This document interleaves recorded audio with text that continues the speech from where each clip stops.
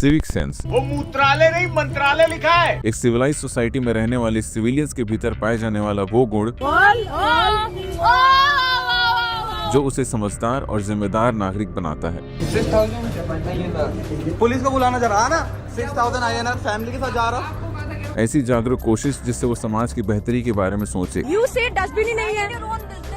You mind your this is your business. You are supposed to keep this place clean. और अपने आसपास के environment को बेहतर बनाएं अपने और बाकी लोगों के लिए, जैसे कि कचरा ना फैलाना, साफ सफाई बरकरार रखना, पब्लिक प्रॉपर्टीज का रखरखाव करना, नियम कानूनों का पालन करना, दूसरों की प्राइवेट स्पेस की इज्जत करना और पब्लिक डेकोरम मेंटेन करना। तो एक सिंपल सा क्वेश्चन पूछना चाहता हूँ मैं आज की वीडियो शुरू करने से पहले कि अगर आपका घर इतना गंदा हो जाए कि लोग अंदर आने से डरें तो आप क्या चुप बैठोगे? जवाब होगा नहीं। फिर जब पूरा देश गंदा होता है तो हम नॉर्मल क्यों बिहेव करते हैं? अब रोड्स पे कचरा फेंकना, ट्रैफिक रूल्स तोड़ना, पब्लिक प्रॉपर्टी डिस्ट्रॉय करना, लाइन तोड़ना, हर जगह थूकना, ये सिर्फ हैबिट्स नहीं हैं, ये एक माइंडसेट है। और इसी माइंडसेट ने इंडिया को टैलेंट के बावजूद भी पीछे रोक के रखा है। अब आज हम बात करेंगे biggest invisible problem of India, that is civic sense. अब इंडिया दुनिया के सबसे इंटेलिजेंट कंट्रीज़ में से एक है।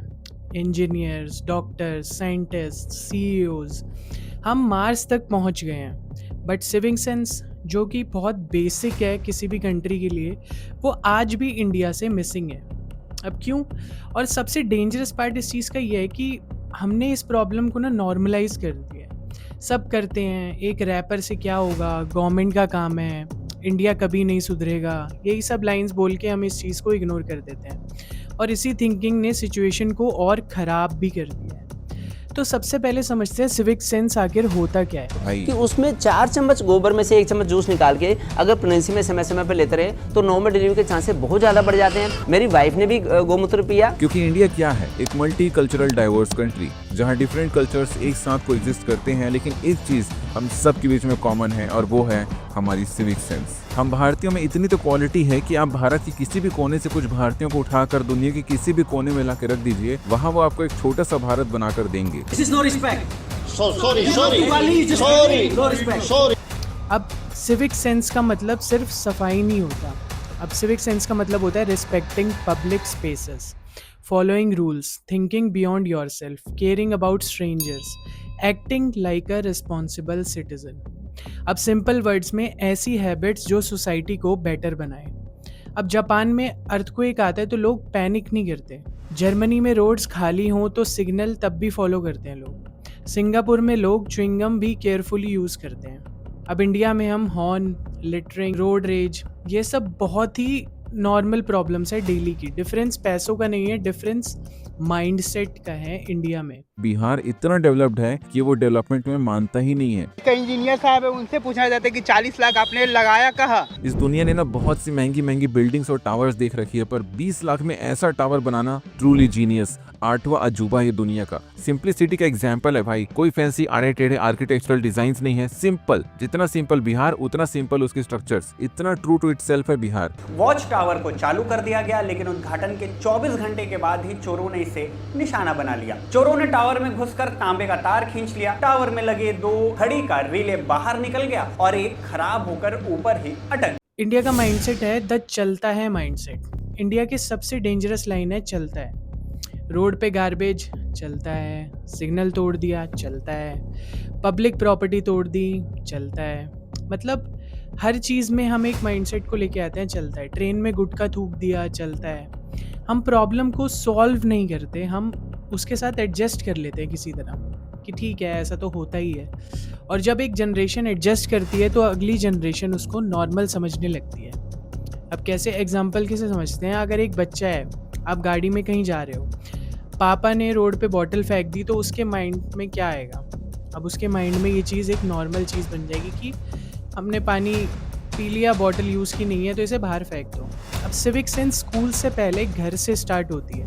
आप जैसा बिहेव करोगे आपके आगे की जनरेशन भी सेम वैसा ही बिहेव करेगी। अब पब्लिक प्रॉपर्टी किसी की नहीं है। इंडिया में पब्लिक प्रॉपर्टी को लोग रिस्पेक्ट क्यों नहीं करते? बिकॉज मेंटालिटी, हम उसको अपना मानते ही नहीं है। बस सीट पे नाम लिखना, मेट्रो वॉल स्क्रैच करना, पार्क डिस्ट्रॉय करना, गवर्नमेंट टॉयलेट गंदा छोड़ देना।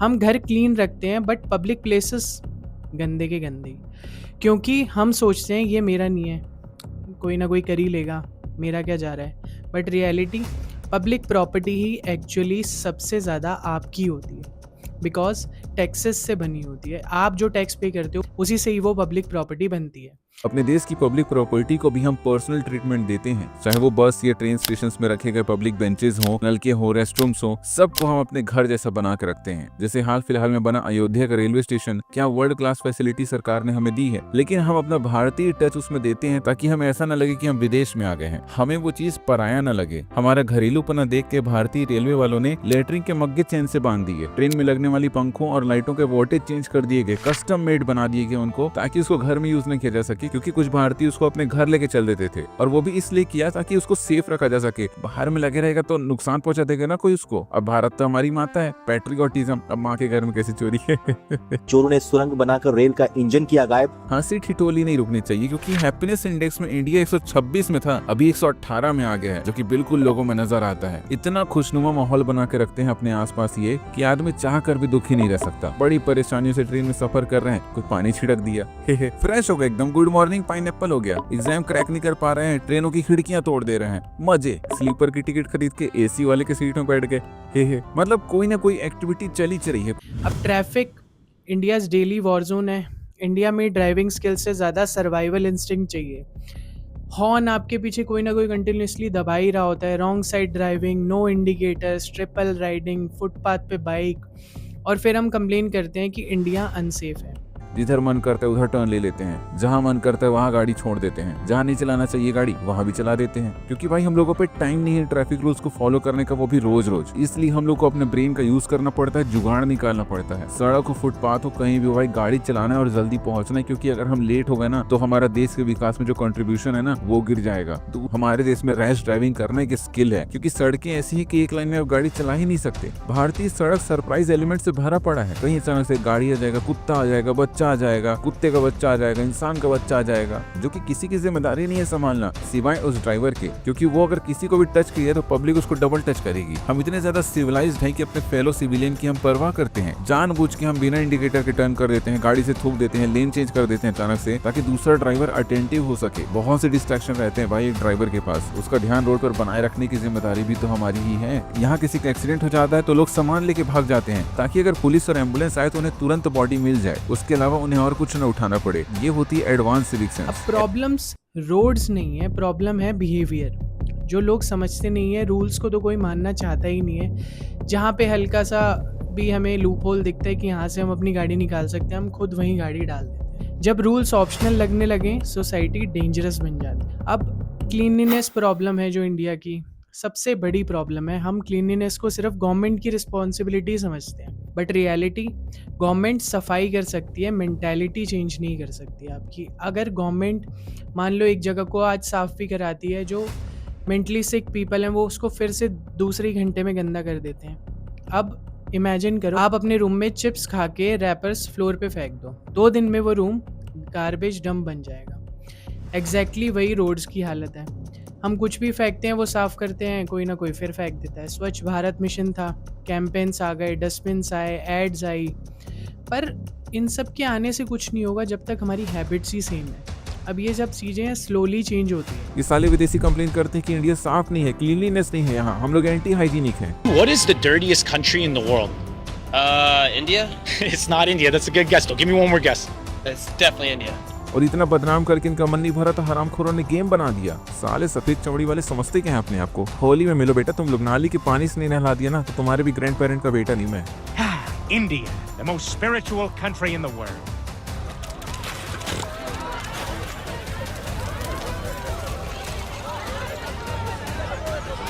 God is not here. इस प्रोपेगेंडा से जब तुम हटोगे तुम्हें समझ आएगा कि हमसे ज्यादा क्लीनलीनेस फ्रीक यहाँ कोई है नहीं। हम लोग गंदगी देख नहीं पाते हैं। देखा नहीं कि जब पॉलिटिशियंस विजिट करते हैं कहीं पर तो ये गंदे घटिया दिखने वाले गरीबों को ढक देते हैं। हम लोग सड़कों पे टेम्परेरी बजरी गिरा के उसको सपाट कर देते हैं, लाइटें लगा देते हैं, सजावट कर देते हैं पूरे शहर की, और वो भी सिर्फ 2 दिन में। अगर सफाई पगलू नहीं होते तो इंडिया का क्लीनेस्ट सिटी इंदौर बार बार कैसे बनता। Guys, I'm in Indore right now and it's been voted the cleanest city in all of India 7 years in a row. I've just got down to the river here, and honestly, it's so beautiful. Look how clean it is. The cleanest city in all of India. So nice, honestly. Madhya Pradesh छोड़ देना, नहीं जमीन में गाड़ दूंगा 10 feet, पता नहीं चलेगा कहीं भी।